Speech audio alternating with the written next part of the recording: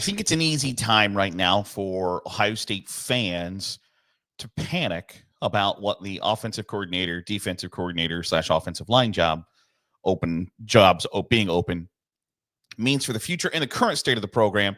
And I think it's also easy for critics to be critical of Ohio State to be in this situation. And today I'm going to talk about why I don't think Ohio State fans should be worried and why I don't think critics should be critical of the situation.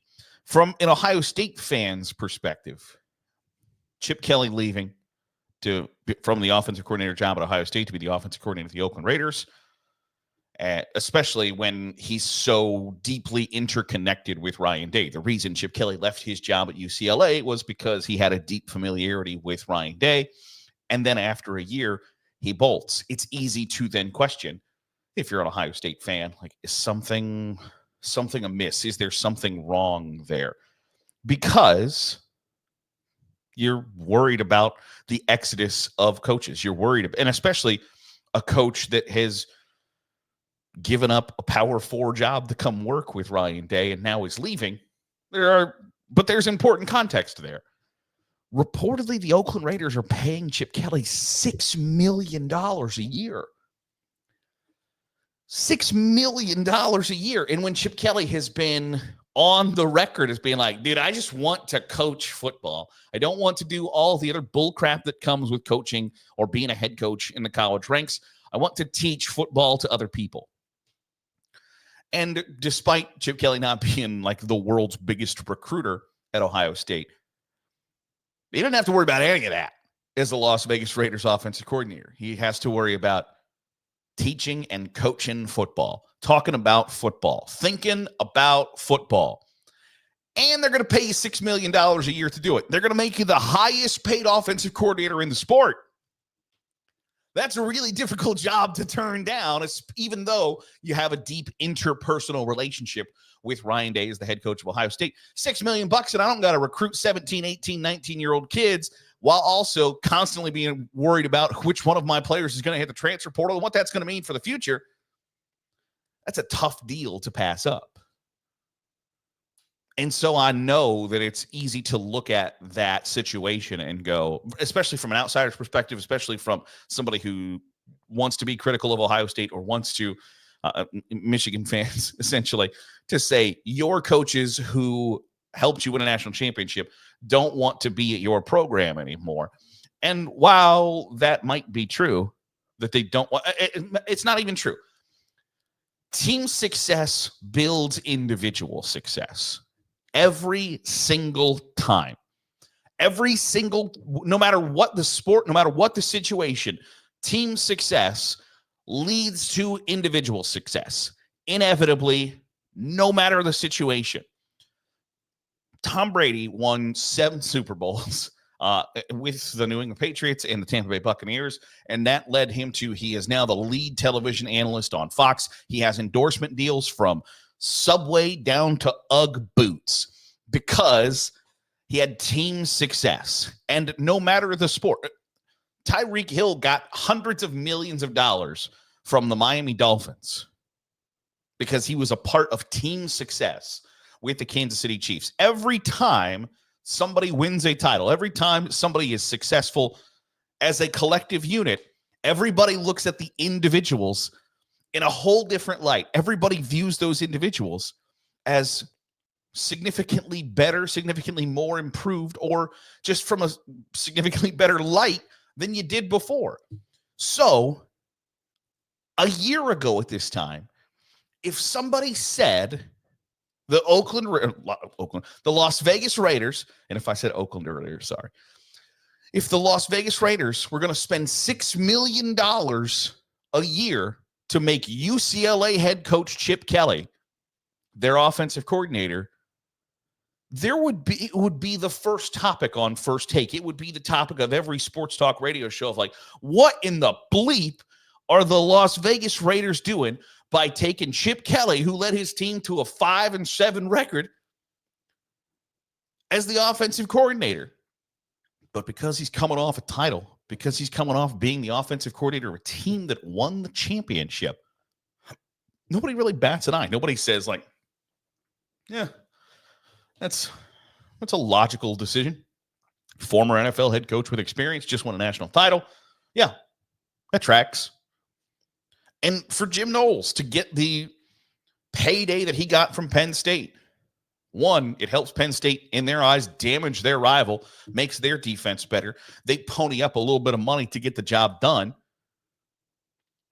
If they did that a year ago, does Jim Knowles get the money he gets? No, of course not. Does Justin Fry become the offensive line coach of the Arizona Cardinals after the 2023 season? Probably not.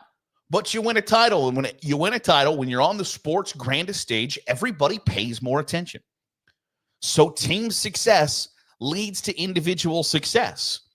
Everybody who's in the transfer portal leaving Ohio State this year is going to be viewed as probably a higher level prospect than maybe they should be, because team success leads to individual success.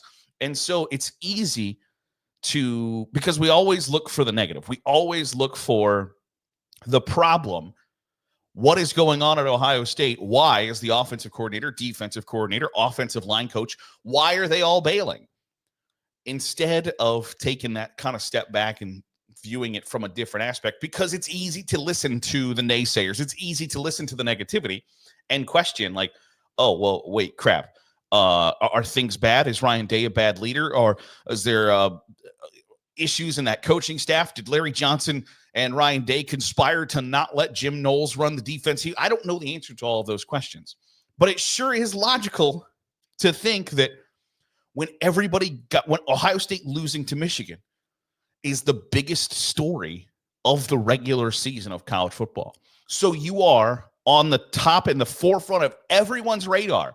And then you go into the college football playoff, kick Tennessee's ass, kick Oregon's ass, beat Texas by 2 touchdowns, and then win the national championship over Notre Dame.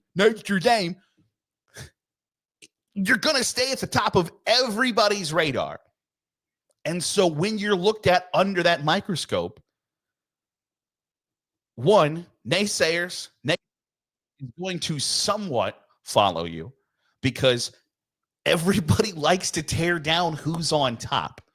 The Kansas City Chiefs are kicking ass in the NFL for the 3rd straight year. Now, your argument, well, they didn't score 3 points. They're in the Super Bowl for the 3rd straight year. And everybody hates them.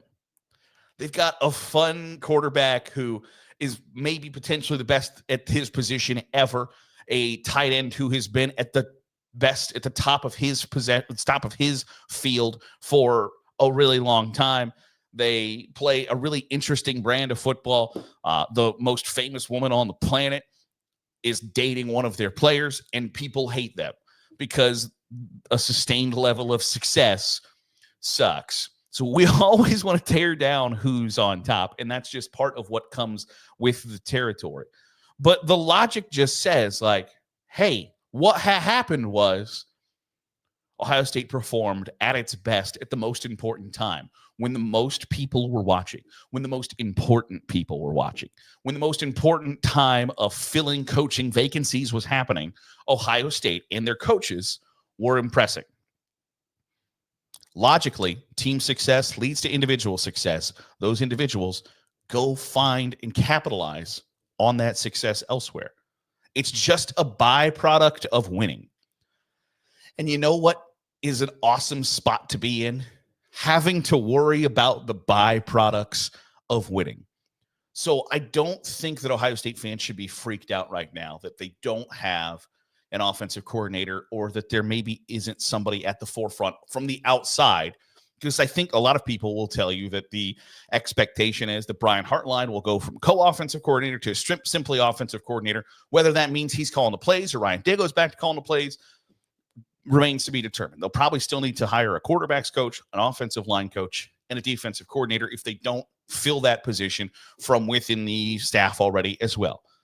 But I don't think it's time to panic. I don't think it's time to freak out or even really have deep level discussions of, oh my God, who in the hell is going to be the defensive coordinator? I understand that that's a really important position, especially when you just saw that position be highlighted in a national championship run? But I don't know that you need to have the answer to that question before Valentine's Day. Spring practice is going to happen a little bit later at Ohio State. They're not going to be, and it's going to be a bit of a reset anyway. So I don't think, obviously, you don't want to get to St. Patrick's Day and you don't have an offensive coordinator, you don't have a defensive coordinator. But I think 2 weeks after winning the national championship, the idea that the sky could potentially be falling from Columbus. And I don't think that's the Ohio State perspective. I don't think that the Ohio State fan base is, oh my gosh, what are we going to do? But it's really easy for that narrative to perpetuate from other fan bases when look at all of these guys who no longer wanted to be there anymore, rather than just take the logical conclusion of like, well, yeah, they got raises and got to go to the NFL because they coached really well. Or they got raises and got to coach to a conference rival, someplace that is closer to home. I think logic doesn't always prevail in college football, but sometimes it's important to take that step back and go, oh, so this is what happened. And that's all there is to it. That'll do it for today's episode of the Daily Huddle. I appreciate you making us a part of your day, however it is, wherever it is you're doing so. If you're watching on YouTube, hit the subscribe button. Make sure you're getting all the great college football content we're pumping out. If you're listening on the podcast feed, drop a 5-star review. Goes a long way in helping out the channel. I'll see you tomorrow for another episode of the Daily Huddle.